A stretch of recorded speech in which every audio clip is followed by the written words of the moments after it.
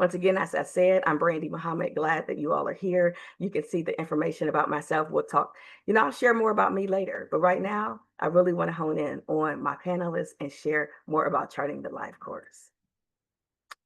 I always want to say thank you to the Family Resource Network of Ohio for doing what they're doing. Because of them, Tracy Mans in particular, Celia Schlomer, and Erica Young, thank you guys so much for the opportunity to really live and help me live this dream with Resilient Journeys. I started it back in December, and Tracy was like, yes, let's go. And Celia has been pushing me ever since. So thank you, Family Resource Network of Ohio. Do want to let you know that we do have a Facebook page. I know some of us are a little past the age of 30. Facebook's still relevant, right? Facebook, check us out, Family Resource Network of Ohio. Also go to the site frnohio.org. You can see lots of information. All the tools are there, videos that are there, presentations, and more. So jump on when you have a chance to see more information about charting a life course. Randy, we are not seeing your slides. You can't see my slides. Okay. No, but we're seeing your beautiful face, so it's all good. I just want. One second, let's jump back in. And I can see the slides just fine. I can see them also. Oh no, it's just Celia. It's just me. Then I sorry for interrupting. That's okay. Can you see the slides now? Yes, I can. I had the wrong view on. I'm so sorry. It's okay. So this is a quick video, 2 minutes.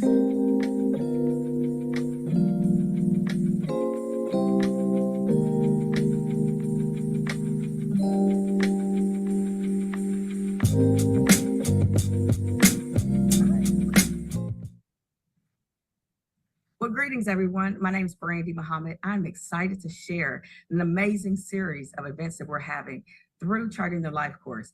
It's called Resilient Journeys. Now, Resilient Journeys is for sisterhood, community, legacy, and inclusive belonging. It is for Black women, brown women, moms, sisters, aunts, everybody you can think of. Come to our series. Our series is 7 to 8 p.m. It'll be on Thursday evenings, the third Thursday of each month. Yes, you heard me right. May 15th is going to be our first series.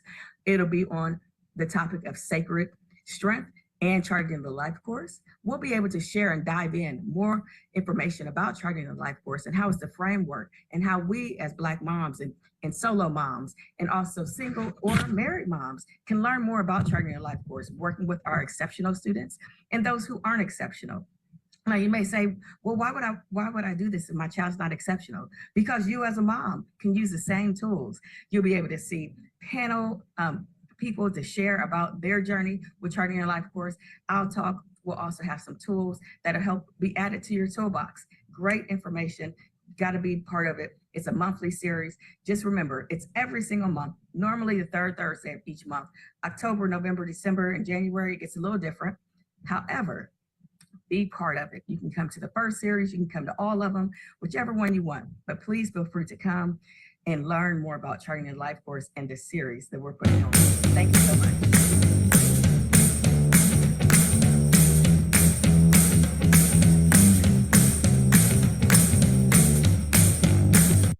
All right.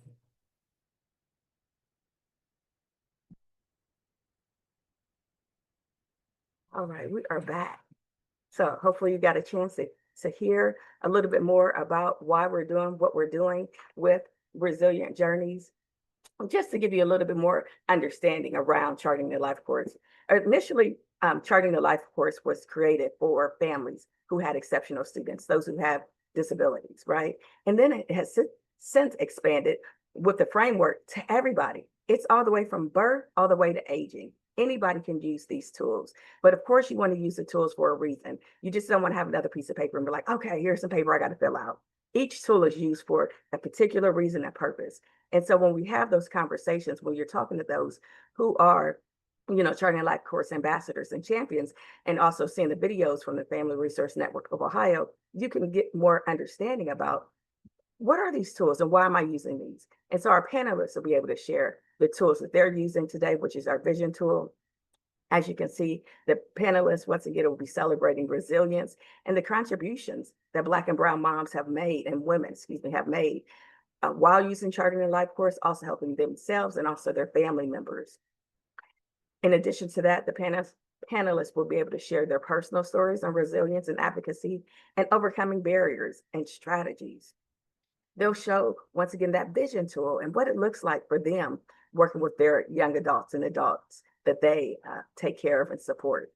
Remembering this is all really personal for everybody. Each panelist has said okay to sharing their stories, their vision tools with us because they want to, others to learn like how the tool has helped them. And so they'll give you like their aha moments. They'll also give you maybe a few pointers that they have, or maybe one of the domains that they loved, but they're really going to share their story.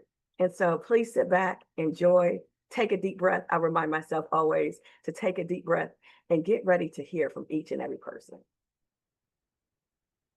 Before we do that, I do want to share the vision tool, the one that my panelists will be sharing this evening. And so just a little bit more information about the vision tool. It'll help you think about, so the domains that you can see on the screen, there's 8 icons. There's only 6 domains, the first 6. So we have daily life and employment. We also have community living, spiritual, social and spirituality.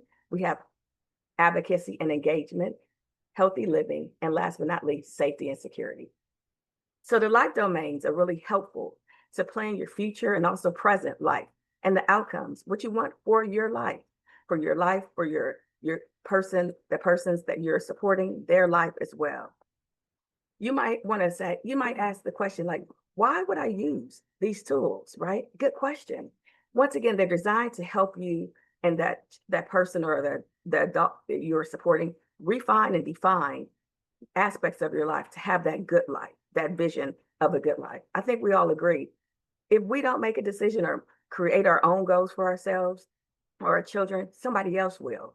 And so that's one of the main tools here with the vision tool, creating that vision for that child, that young adult, that parent, that sibling, whomever you're working with, to help them just put that information on paper, getting it out of our heads. I say ours because I do the same thing. I have all the information in my head, but once I'm able to write it down, it makes a difference. This tool is also a brainstorming tool. Put, once again, your thoughts on paper, your ideas, and helping you make decisions and helping you to organize, like even those next steps. When we think about the domains, they're interconnected, they're intertwined. Sometimes there's gaps. And that's when you have those potential resources that might need to be filled out. And that's when you also can work and communicate with others, remembering that the domains are all interconnected. Let me give an example. I'm going to a cocktail party, right? And so, I'm single, I'm young, kind of. And so I'm going to talk to people. Hey, let's start with daily life and employment, right? Hey, how you doing? What's your name? Where do you work? What do you do for a living? Now, would I ask all these questions like da da da da da? Probably not, but just work with me just for a second. Hey, how you doing? My name's Brandy. Yeah, where do you work? Okay, this is where I work. What do you do normally, after work? Yeah, et cetera, et cetera. Which side of town do you live on? Oh, I live on the north side. I just moved on the north side. Oh, you live on the east side. Looks like you lift weights. Nice. Where do you go work out at? Because I'm working on building those connections, right? Safety and security. I live on this side of town and I'm looking to have more security in my life. Any suggestions there? Hey, by the way, I work for this nonprofit organization and we're helping young folks advocate for themselves. What do you do for a living? And then that person can explain. That's what I mean when I say it's all interconnected.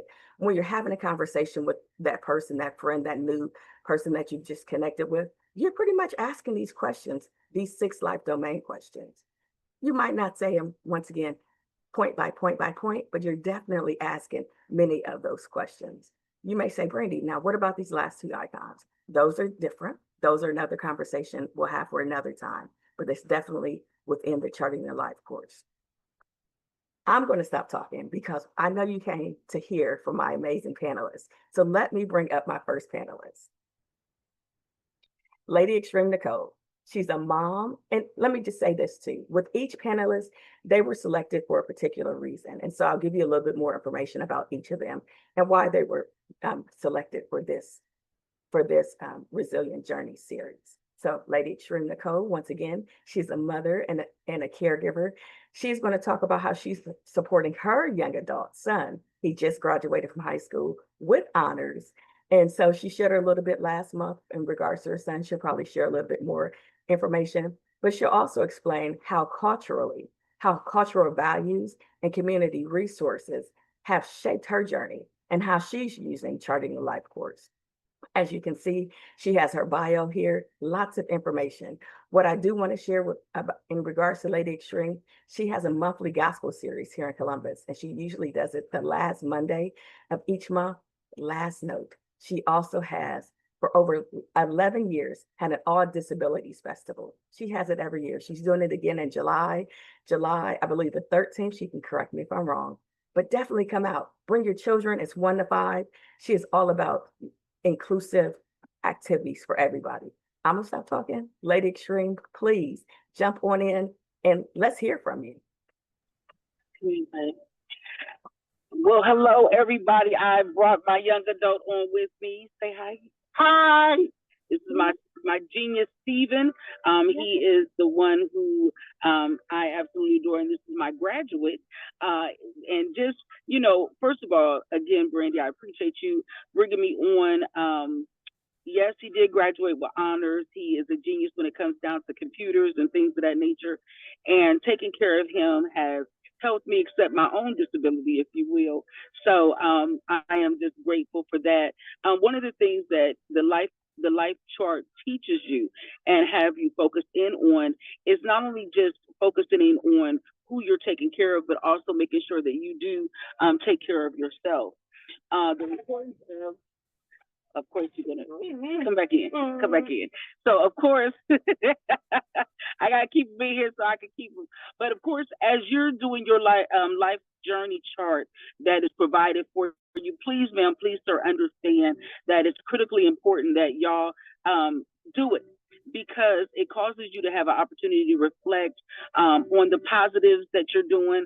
Because sometimes you can get overwhelmed and all you look at is the negatives.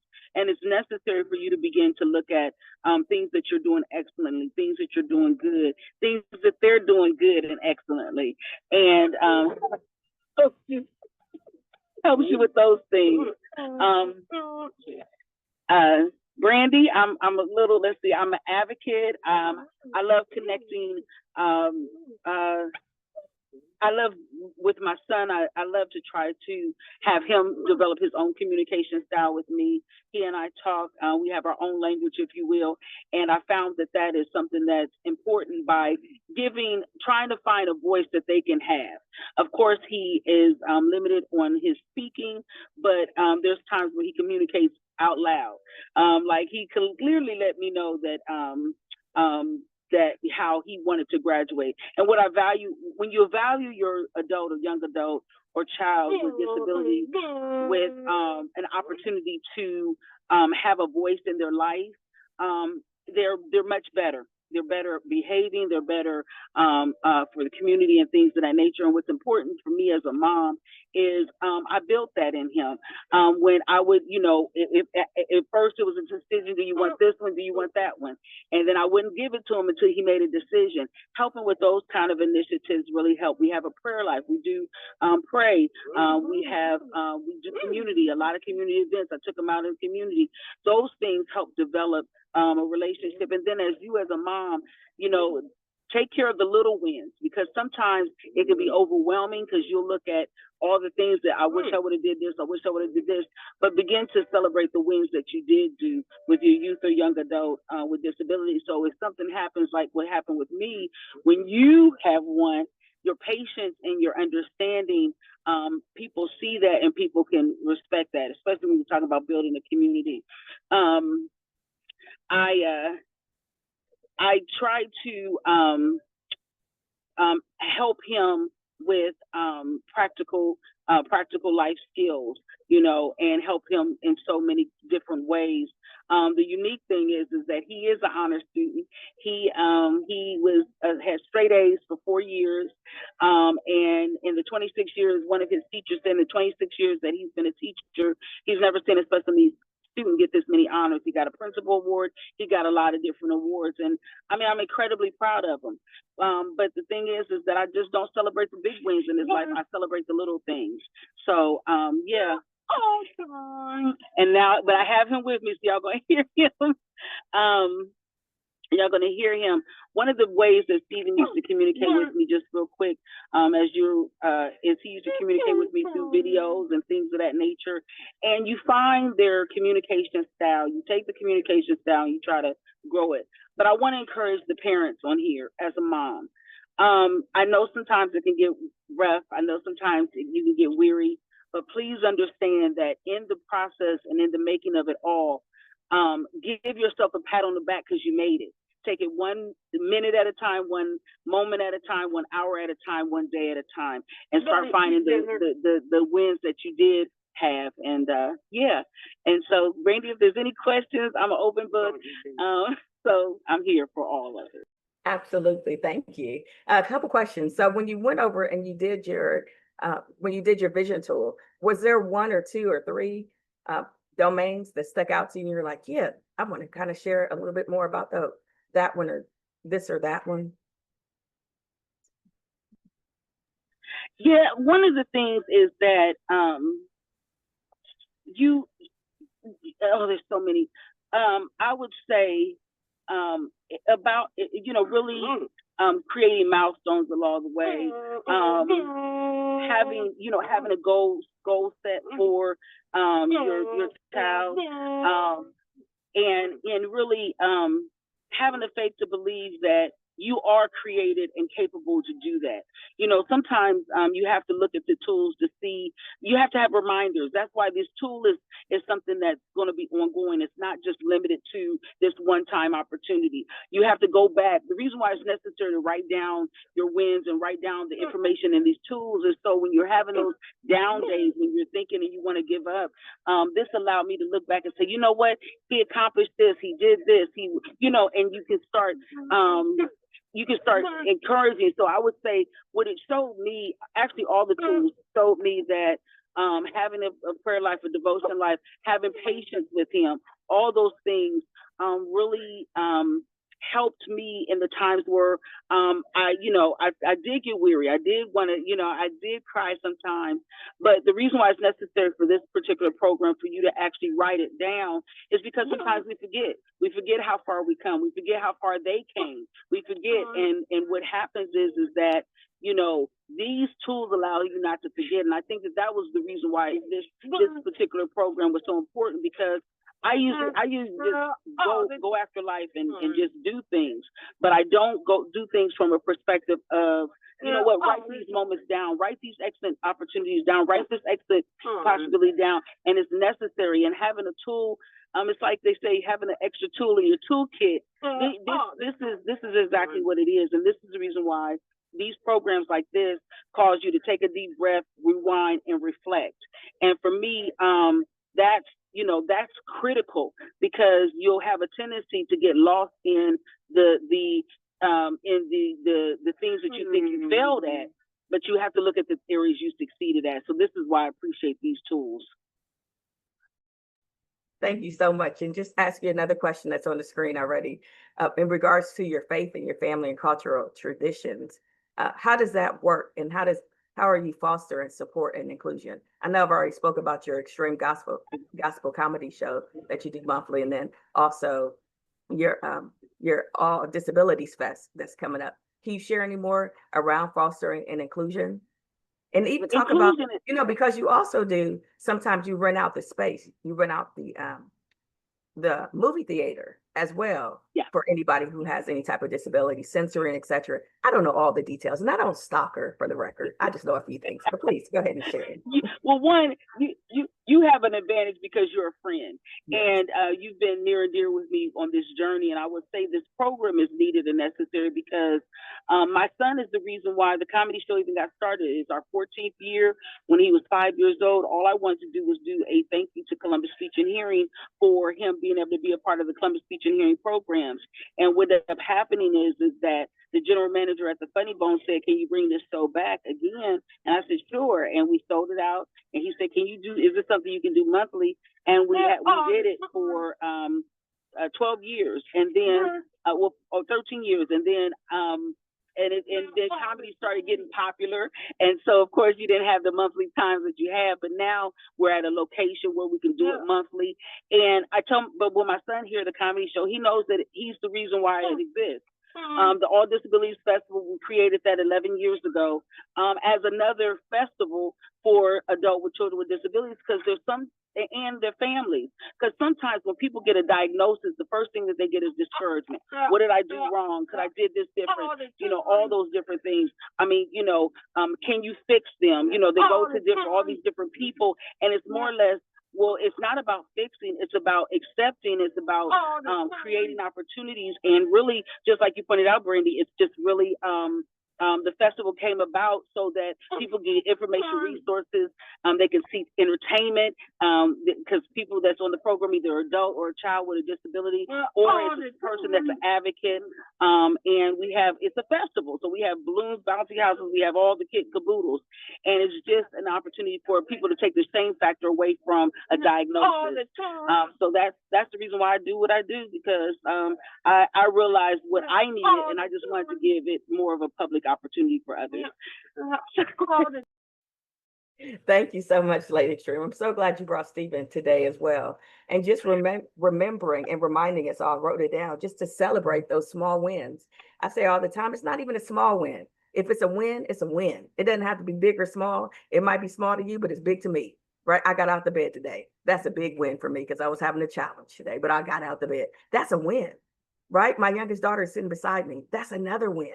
These are miracles. And so when we talk about celebrating, celebrate all the time.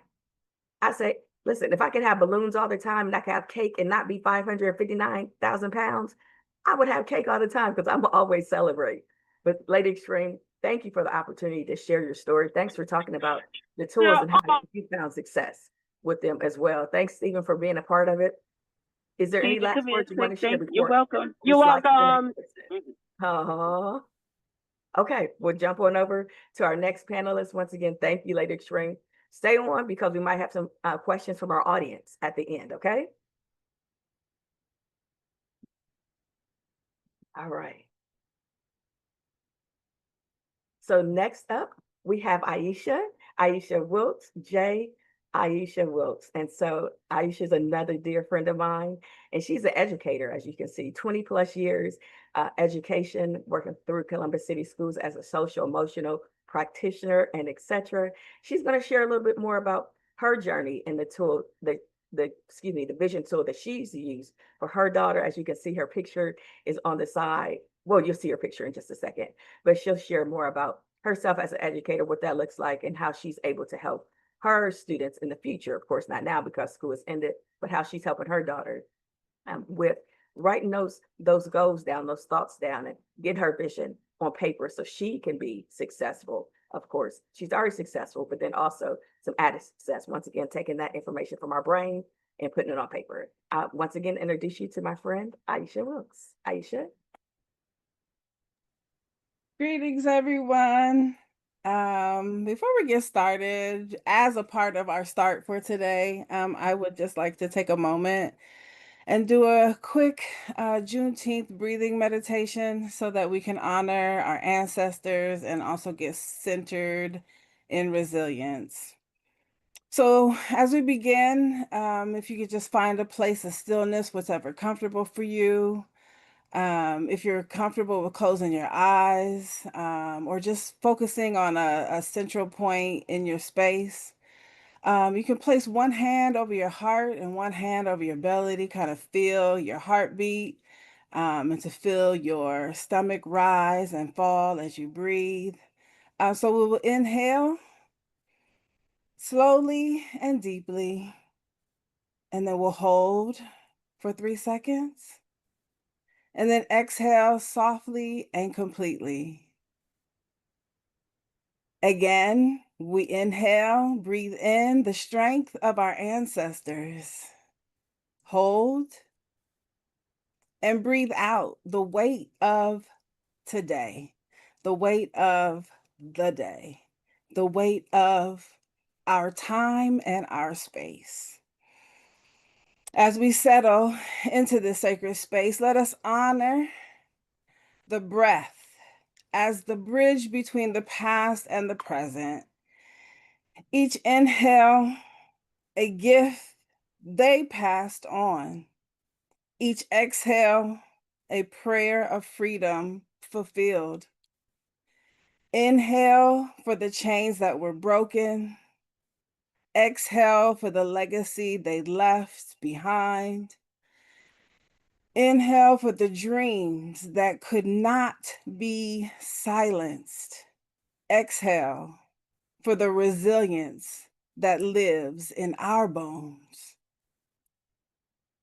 Allow a quiet moment to feel their presence.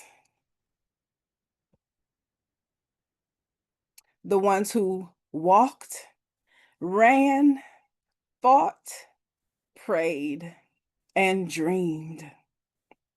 Their stories are the soil in which we grow. Now, as we gently return to our space around us, let your breath steady your mind, let your heart remain open, and let your spirit be grounded. Because now I will share a story not of struggle, but of strength, a story of resilience that lives on in me. How's everybody feel? A little centered, a little more calm, a little homage and prayer to our ancestors. Thank you so much. My exceptional child is my K Aminata Gaijo. So Cootie is her first name. Her father's what is it? Her father's grandmother name. And Aminata is her father's on her paternal side, grandmother's name. Sitting in this and having the opportunity to talk with her and to understand these things about her was a very big eye-opening experience, because a lot of these things she and I never really thought about even having a discussion or a conversation about. She is 11. She is probably about an inch shorter than I am at this moment. And so often I even find myself guilty of giving her more years than she actually possesses. And so this tool actually helped me again to kind of put that age discrepancy into perspective. She loves to dance, she loves little people, and she loves performing arts.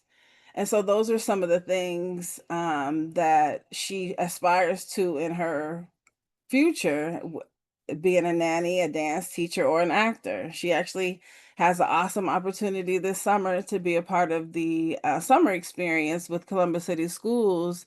And they actually have different areas like performing arts or culinary. And so she will actually be able to take part in that to kind of hone in on some of her acting skills, because I have yet to put her in any acting classes, but and if you ask her, how long she's been dancing, she'll tell you since I've been in my mama's belly. Okay, so she has been an active dancer for years upon years.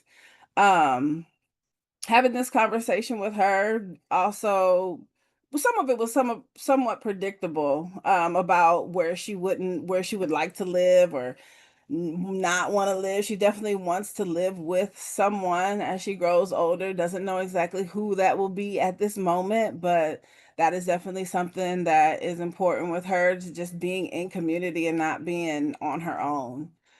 With her being the youngest of four siblings, she definitely is accustomed to that community, because they're so much older than her.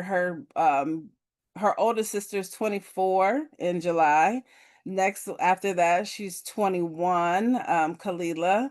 Her only brother is Usman, he's 17, and then she falls next in line. One of the things that I thought was super valuable from our conversation was in regards to like the advocacy and engagement. Um, because that kind of fills into some of the things that are important for her own advocacy and engagement right now in life, as opposed to just thinking about the future. And these are just making sure that she's focused on herself and kind of ignoring hateful people. Unfortunately, this day and age, with the way that social media is now, and just unfortunately how students are desensitized to kind of talking mean and hateful to one another, with the unfortunate rise of bullying. It's important for her to remember to stay grounded, to kind of ignore those hateful people, because unfortunately, at the age that she is already, has had to have those unfortunate experiences of hateful folks on social media, and that those hateful folks that are in your present community of your school. One thing that's important for me as a social emotional learning practitioner with Columbus City Schools and a restorative practice student uh, is the idea of building community. These questions and these tools that have been provided are definitely great questions that would work very well in an advisory period within our school systems, where um, there is an intentional time frame during the school day where community building activities are actually taking place. And a lot of times it's not intentional, like actually set aside time. And so, as one of the goals of Columbus City Schools within the next 5 years, is it for it to be a completely restorative district where behavior is not taken in such a punitive way, but in a way in which students are made to be accountable of their actions, and ways to heal harm that was caused, right? So if we don't, excuse me, harm that was caused from our community. So oftentimes we haven't had those intentional community building activities within our households, within our school buildings. These questions from charting the life course, this life vision, feed into our the social emotional learning framework with as it looks at self development and self awareness, community awareness, positive decision making, and relationship building.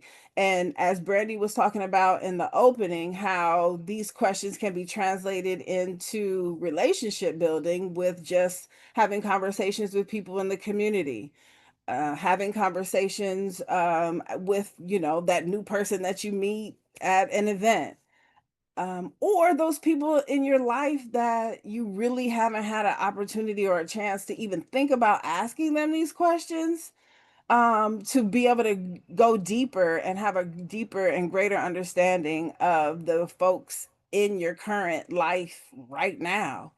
And so I could definitely see these tools, these questions, as being a part of a restorative community building circle, right? We always think that sometimes when we think of our community building circle, it has to be in the moment as we're all sitting around the circle. And what I've learned, to be able to continue to build and gain deeper knowledge from the ones that I love who are around me most often, we're not always able to sit around in a circle. But one thing that we are able to do is to pick up our phone and have our little chats that we have, our group chats on the phone. So these questions, and ways in which I attempt to have those intentional community building activities with my children, with my mother, with other women that I'm friends with in the community, is to ask some of these questions in a group chat as a group chat intentional circle community building activity. So we to build community, we don't always necessarily have to be building face to face. We can use the technology and the tools that we have in order to be able to continue to build our community as well. Some of the my oldest and my youngest children both are overcoming symptoms of ADHD as their disability. With that comes some learning issues that come from it. Not a learning disability itself, but the residual of what's going on in their brain, trying to fight those symptoms of that ADHD. And so some of the things that are important for them to look at while using this life chart will help them to continue to develop those skills needed in their everyday life to be successful, for them to understand their community living. In comparison, her oldest sister, Hayden, actually lives with her favorite cousin, Nubia. And so she's seeing some of the things that Hayden is able to do to be able to adjust to having ADHD that she has also taken on within herself as well. Any other questions that you might have for me, Brandy? Thank you all so much for listening and allowing me to share my story in regards to my exceptional youngest daughter and ways in which that these charting the life tools can be used as everyday tools, not just for our students with disabilities. Yes, thank you so much, Aisha. I really appreciate that. I had some questions, but you pretty much answered those questions in reference to how would you be able to use those, use the tools that you've learned so far within your own within your family, of course, but then also as an educator. So you've answered it. You talked about the restorative community building and how we can have conversations. If we can't always meet up together, we can also have intentional conversations with those different domains that we have in those questions. So that's perfect. I'll see you tomorrow with our morning chat for the record. But thank you again. Thank you for the meditation. We'll have another conversation because I definitely always need to have a nice little quiet moment. So I appreciate you were very intentional in making sure that we were well grounded. So thank you, thank you, thank you. All right, up next, I told you it's Powerhouse. I'm telling you, Powerhouse friends. Next presenter is my friend, also Dr. Sierra. And so before Dr. Sierra jumps on, I just want to let everybody know we may go over like 5 minutes. So hopefully you guys are able to stay because we do have an opportunity for you as an audience member to jump in and give some feedback around your thoughts, et cetera, et cetera. We'll talk about that very soon, okay? Dr. Sierra, she is an assistant professor at the Ohio State University. And as you can see, her studies is in the Department of Women's Gender and Sexuality Studies. I will pass it over to Dr. Sierra. She is also an advocate for disability rights. I'll say it all for her. Disability rights leader, advocacy. She'll be highlighting some contributions that Black and Brown women have made in disability rights and et cetera, et cetera. I'm going to stop talking, pass it to Dr. Sierra. You are on, Dr. Sierra. Thank you so much. All right. Thank you so much, Brandy, and happy Juneteenth to everyone. So as Brandy mentioned, I'm assistant professor of women's gender and sexuality studies in the Department of, women's gender and sexuality studies at The Ohio State University. I also sometimes teach in the Department of African American and African Studies. And I also have a visiting lectureship at Denison University in Black Studies. So that's a bit about me. And I know this text is rather small, but in my kind of journey to be a better advocate and activist, I did complete the tool, so you can kind of take a look at it there. But Brandy, if we could advance to my slides, I'll go ahead and get started. Here's a picture of me. That's my husband and I at a fundraiser event not too long ago. I've got 1-year-old twins, London and Lennox, who you see at a science center playing in some water there, and a 7-year-old Riley, who you see on the right. All right, and Brandy, do you have my other slides, or should I show those? Okay, so this is the slide. Give me 1 second to pull Yeah. it for you. And so, what I hope to do in my 15 minutes is just to kind of give a brief overview of what Black and Brown women's activism in disability rights and women and gender studies have looked like throughout generations. And so as Brandy gets those slides up, I wanted to start with a theoretical framework since I am an academic and it's easier for me to think about our lived experiences through a lens of Black feminist thought, right? So Black feminist thought, or Black feminism, who, for those who might be unfamiliar, is a framework and intellectual tradition that centers the experiences, knowledge, and struggles of Black women, particularly in the context of intersecting systems of oppression, including but not limited to racism, classism, sexism, and ableism. And so if you think about some of the more notable Black feminist theorists, you might think Bell Hooks, you might think Kimberly Crenshaw, you might think Patricia Hill Collins or Audre Lorde. And so just wanted to kind of give a common definition for what Black feminist theory or what Black feminist thought is and how it relates to disability rights and advocacy. All right. So this image, I think, is just useful to think about intersectionality. So if you could give me maybe a thumbs up visually, or maybe with an emoji, if you've ever heard of the term intersectionality before. All right, I see a couple of thumbs up. Awesome. So intersectionality is a term that was coined in 1989 by a Black feminist legal scholar named Kimberly Crenshaw. And so over the last 5 to 6 years or so, we've heard a lot about intersectionality in the news and advocacy circles in K-12 education and higher ed, even in corporate America. And so essentially what Crenshaw was hoping that scholars, theorists, activists, advocates, policymakers, et cetera, would do with intersectionality was think about the ways in which multiple forms of oppression impact certain individuals simultaneously, right? And so if you see in the center of this graphic, there's a person standing in the middle of an intersection, which we get the name intersectionality, right? And we see these terms in red. We see class, we see sexuality, we see race, we see gender identity and disability.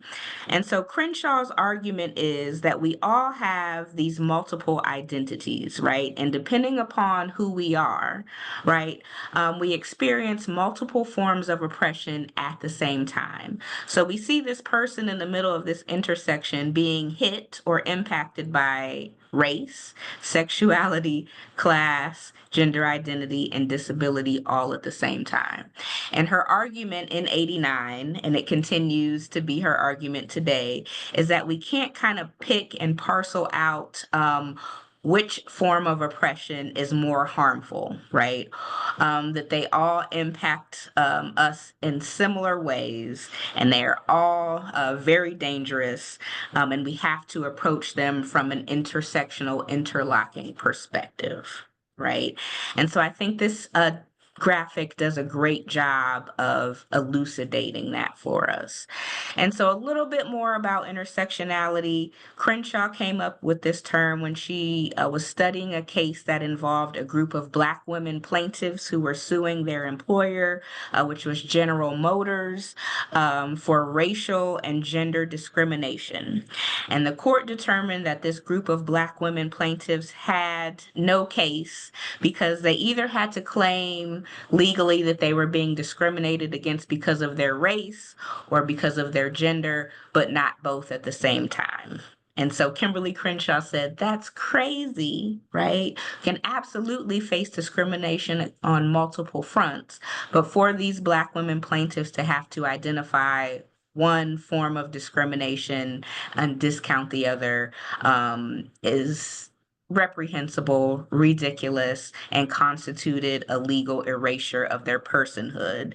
And so that's where we get this term intersectionality. All right, Brandy, next slide. All right, so I've got a working definition for intersectionality here, just so we can all be on the same page. And I'm happy to share these slides with you all. But intersectionality, an analytic that explores power dynamics and the interconnectedness and simultaneity of multiple forms of oppression, right? So again, Crenshaw would say, Black women with disabilities can't just talk about racism. They can't just talk about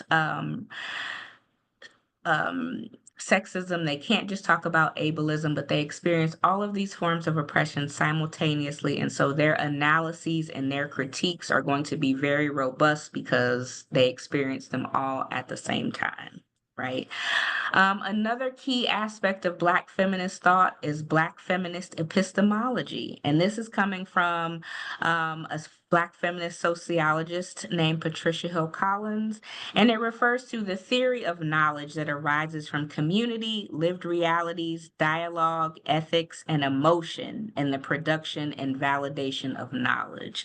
And I love this one because it says even our moms and grannies and aunties that had no formal education still had the knowledge to critique social structures around them and what was happening around them politically and socially, right?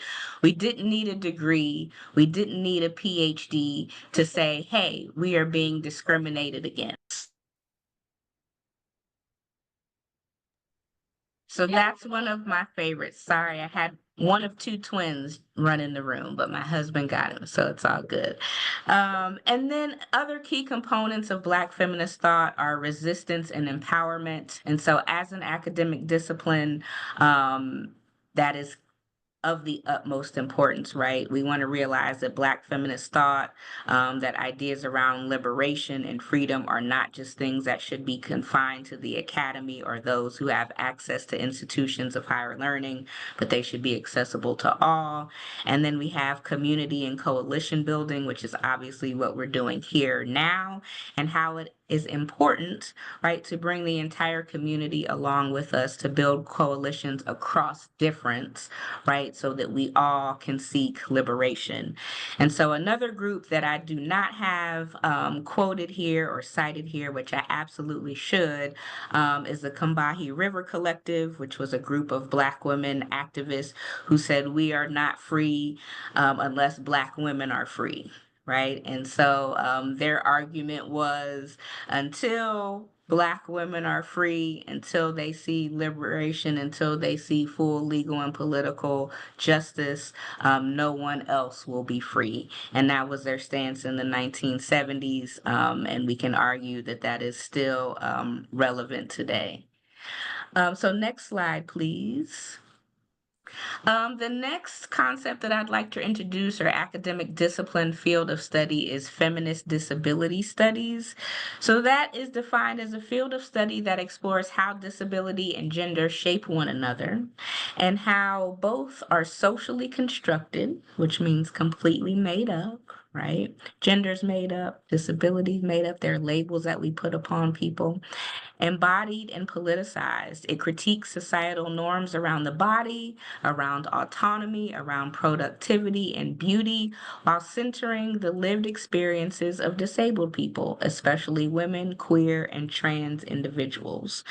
And so what I hope to share again today is the amalgamation or the merging of Black feminist thought, that intersectionality, that Black feminist epistemology with feminist disability studies. All right.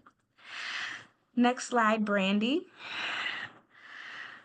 So I've got a little trivia for you all.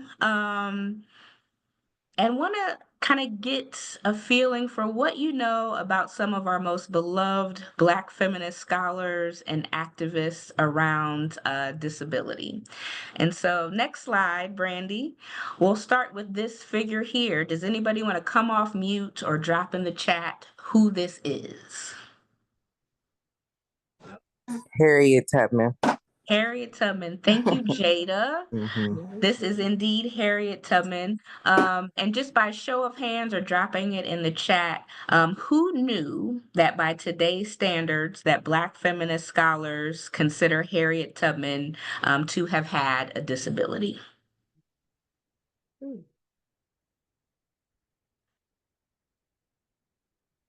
Looks like some people are shaking their head. Yeah. Yeah, so a lot of historical records, historians in the field of Black studies or African American studies, women and gender studies, disability studies, and other interdisciplinary fields, from writings about Harriet Tubman, have determined that she very likely had a disability. And so from her writings, we have gathered that she had seizures, severe headaches, narcoleptic episodes, and powerful visions and dreams, right, about liberation. And so disability rights advocates would say that she is someone who experienced disabilities, and her disabilities led to her having a very kind of liberatory, freedom-making principle or philosophy about her, right? So she had herself described her visions as a source of divine guidance, helping her navigate her work through the Underground Railroad. And so, yes, we would say today that she had neurological disabilities, and they led to the freedom of many folks. And she continues to be studied as one of the foremost or premier abolitionists of all time, right? And that's something that we don't always know about Harriet Tubman when we learn about her in school or in activist spaces. All right, so who we got next, Brandy? Does anybody know who this is? I really love this image. I love all of the colors. Give you a hint. No. She's a Black feminist scholar and theorist. Would it be Zora Neale Hurston? It is not Zora Neale Hurston. It's a good guess. This is Audre Lorde. So if you've ever heard of the phrase, the master's tools will never dismantle the master's house, that is Audre Lorde, who said basically, we cannot use the same oppressive structures or tactics to fight for freedom or liberation as the oppressor. We have to come up with something new and something different, right? So in 1978, Audre Lorde was diagnosed with breast cancer. She was also later diagnosed with liver cancer, which ultimately led to her death in 1992 at the age of 58. But she wrote extensively about not only being a Black woman, a Black mother, a Black lesbian, but also being a Black disabled activist and theorist, right? And so she addressed how illness intersects with other aspects of identity, particularly race, gender, sexuality, and power. And she was assistant on visibility, on voice, and embracing one's full identity as it relates to social justice work. If you are a fan of Audre Lorde or want to read more on her, she published an amazing body of work called the Cancer Journals that kind of chronicles her experiences. So highly recommend just doing a quick Google search of that to find out more about her lived experience. And so that, my friends, is Audre Lorde. All right, next slide, Brandy. Anybody know who this is? More contemporary. So I tried to do like a generational theme here. So anybody know who this is?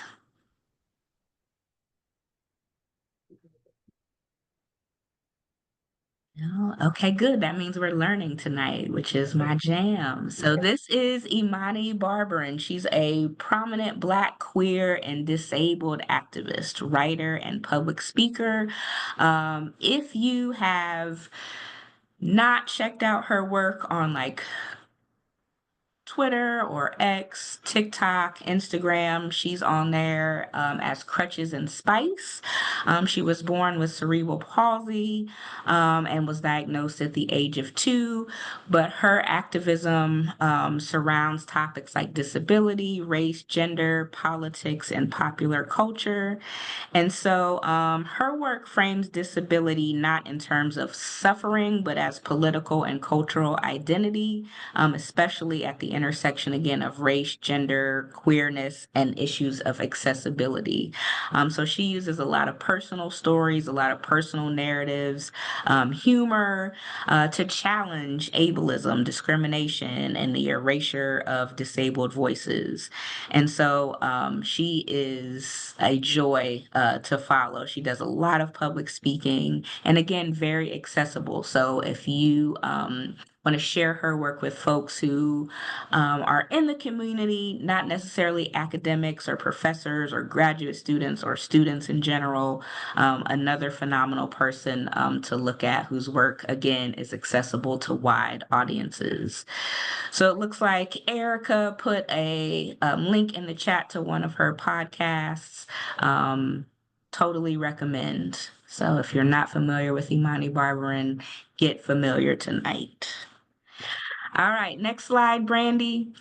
All right, so wanted to kind of give some context or some information around disability justice, right? So this is a contemporary movement. It's happening right now, right? So the disability justice movement was originated in 2005 by a group of queer disabled activists of color. It was developed as a response to mainstream disability rights movements, which were critiqued for often being led by white middle class cisgender people.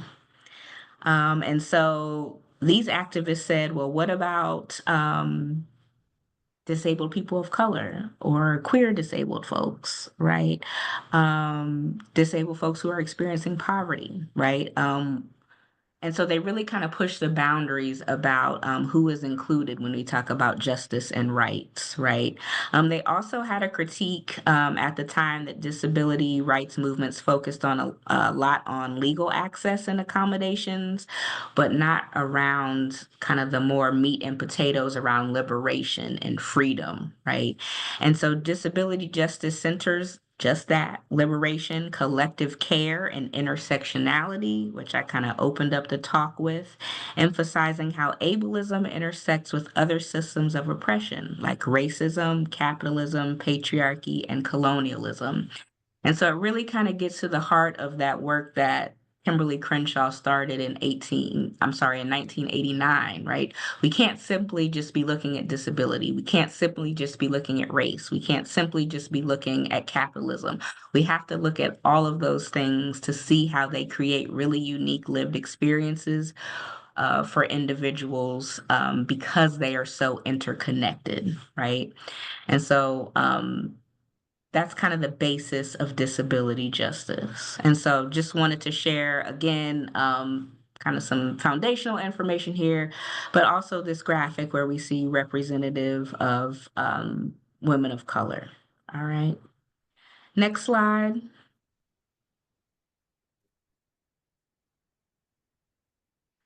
And we just got a couple more minutes. Yeah. Dr. Sierra, So if you these could are just some finish of up with the last couple minutes. Yeah, so these are some of the principles of disability justice. I won't go through them, but happy to share these slides. So we've got intersectionality, leadership of those most impacted. It is anti-capitalist in nature.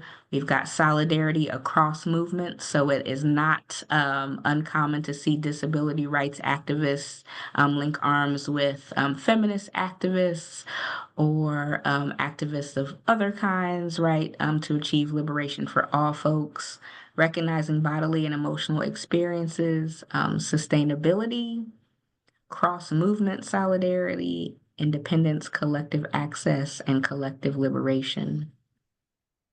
Next slide, Brandy.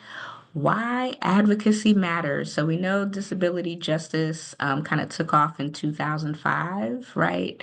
But why is it important today in 2025? Next slide. And so again, I won't go through this entire slide, but I will certainly share them. But what disability justice advocates get us to do is see the interconnectedness of oppressions, which again was Kimberly Crenshaw's vision, right, in 1989, centers the most impacted. So we're seeing, hearing the experiences of queer folks, trans folks, Black folks, Indigenous folks, people of color with disabilities, right? It expands notions of value, right? So it challenges capitalist norms by affirming all the ways of thinking, moving, and contributing that people can do that is not kind of bound up in what we can produce and how we can make money, right? It fixes health and emergency gaps, right? So it takes a good critical look at care systems, right? Especially during crises like pandemics and climate events. So if we think about maybe the wildfires that we've experienced in Cali most recently, I always like to use Hurricane Katrina as an example, but seeing how Black folks and Black disabled folks can be the most impacted during these times of crises. It goes beyond legal rights, so moves beyond basic accessibility laws towards full inclusion and justice, redefines care and community, which again is what we're doing here, and supports collective liberation. So creates a better world for everyone, recognizing that all bodies change and that everyone is in need of this type of inclusive ideology and care. All right, Brandy, next slide. So I know that that was really brief, but I wanted to just leave my email here. And again, you will get this when you get the slides, but it's austin.261@osu.edu. It is summertime, so this is my downtime. So if you have any questions or you're like, hey, Sierra, I want to talk more about this, or do you have any resources for this? This is a great time to do that before the semester gets started up again. So I invite that. And I'm really honored and excited to be here this evening. And so, any ways that we can think about future potential collaborations, I'm excited for that too. And I think, Brandy, you wanted me to take a look at this CTLC tool that I completed. Yes, give me 1 second. I just got to get back to the slide for everybody to see. So I'll make this very brief, and I don't mind sharing this either.